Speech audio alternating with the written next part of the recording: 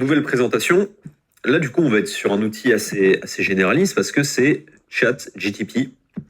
Sauf que là, moi, je voulais tenter un truc, aller plus dans l'aspect technique, ce que très peu d'entre nous savent faire, en fait, concrètement coder des trucs, et utiliser ChatGTP pour nous simplifier la vie à ce niveau-là.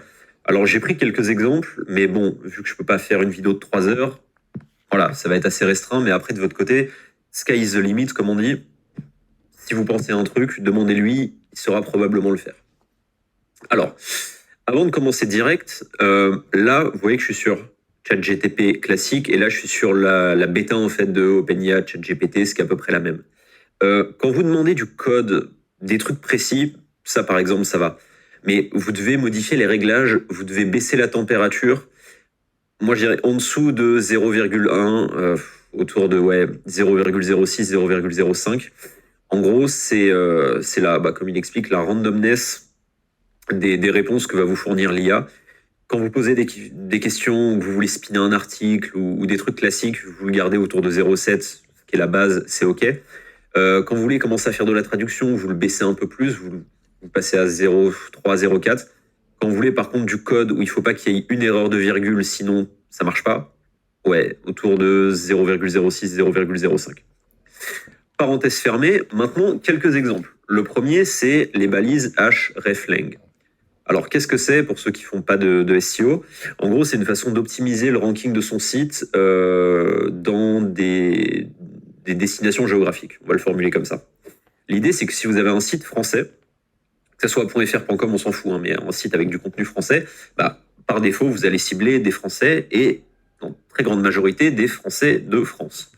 Mais il y a aussi les francophones belges qui pourraient être intéressants à cibler, les francophones suisses, les Québécois, les francophones d'Afrique si le produit s'y prête ou le service s'y prête, ce genre de trucs. Et en gros, l'idée, ça va être de coder des hreflang pour aller chercher ces gars-là en fait et optimiser votre référencement. Ce qui peut être assez chiant, surtout que là, bon, pareil, j'ai fait un exemple français, mais si vous avez un shop anglophone, là tout de suite, c'est pas 3-4 pays que vous allez mettre pour optimiser, c'est plusieurs dizaines, quoi. Vous avez les Anglais classiques d'Amérique, les Anglais du Royaume-Uni, Canada, Australie, ouais, mais après vous pouvez cibler les anglophones qui sont en Allemagne, en Israël, au Japon, au Brésil, en Inde, etc., etc., etc. Normalement, au bout d'un certain moment, on pourrait se dire, est-ce que ça vaut vraiment le temps dépensé? Est-ce que ça vaut le coup? Ça dépend combien de temps vous mettez à faire le truc, quoi. Là, l'idée, c'est que pour l'exemple, je vais demander de créer 4 balises hreflang en HTML. La première pour des visiteurs francophones situés en Belgique, la deuxième pour des visiteurs francophones situés en Suisse, troisième pour les visiteurs francophones situés au Canada, et la quatrième pour les francophones dans le reste du monde. En gros, ça nous a donné ça. Alors encore une fois, dans l'optique que je suis un noob total, j'y connais rien du tout, où est-ce que je dois insérer ce code dans mon site? Vous devez insérer ce code dans l'entête de la page HTML, généralement après l'ouverture de la balise head. Ouais, je comprends pas, c'est compliqué, moi je suis pas très technique. Explication sous forme de code. Ah, ok. Donc là, je sais que quand j'ouvre ma page, HTML, l'entête, la fin de l'entête, le body, c'est cool, il me dit, il met les petits commentaires, c'est là que le contenu de ta page est, là c'est là où les autres balises d'entête, genre les titres, les métadescriptions, etc. machin. Au début de l'entête, hop, tu prends, tu colles. Fini.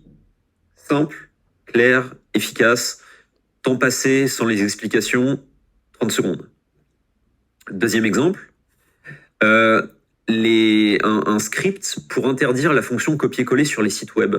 J'y ai pensé comme ça, surtout avec justement l'arrivée de ChatGTP, CopyAI, etc. et d'autres outils de spinning, de content, etc. Ça pourrait être pas mal en fait, d'un peu lock vos sites et d'empêcher la fonction copier-coller pour pouvoir, ça va pas vraiment empêcher un connard d'arriver et de spinner tout votre content et d'arriver sur votre niche et vous défoncer s'il est meilleur que vous en backlink, ou simplement de pomper votre produit, machin, mais ça le fait quand même un peu chier, quoi. Ça lui met des bâtons dans les roues, donc simplement, créer un script JavaScript pour interdire les fonctions copier-coller sur les pages de mon site web. Voici un script JavaScript, blablabla. OK. Ce script écoutera les événements cut et copie, blabla, et les annulera pour empêcher. OK. Pareil, je suis un OBI ou insérer ce code. Vous pouvez insérer ce code dans la fonction add, blabla. Et là, c'est bien, j'ai même pas lu à lui demander l'exemple qui me montre la petite fenêtre de code là. Il me l'a mis direct. Et il m'a mis même plusieurs exemples. En gros, j'ai deux possibilités. Je peux le mettre, ce que je ne savais même moi pas, dans la section add de la page HTML ou dans un fichier JavaScript externe que j'inclus dans une balise. Donc, exemple 1. OK, donc pareil, la page, l'entête, script, tac, tac, tac, tac, fin du script, fin de l'entête, body, contenu de votre page, etc. Deuxième possibilité, alors là, il me l'a fait en français. OK, même principe. Et troisième, pour le fichier externe, Java, tac, tac, tac, tac. Temps de la manœuvre, 20 secondes. Ça peut être utile. Autre chose, ça pareil, je me suis dit pourquoi pas, ça pourrait en intéresser certains. Je lui ai demandé de créer un bot Telegram qui permettrait d'envoyer les messages que je reçois d'un canal privé à un autre canal privé qui m'appartient.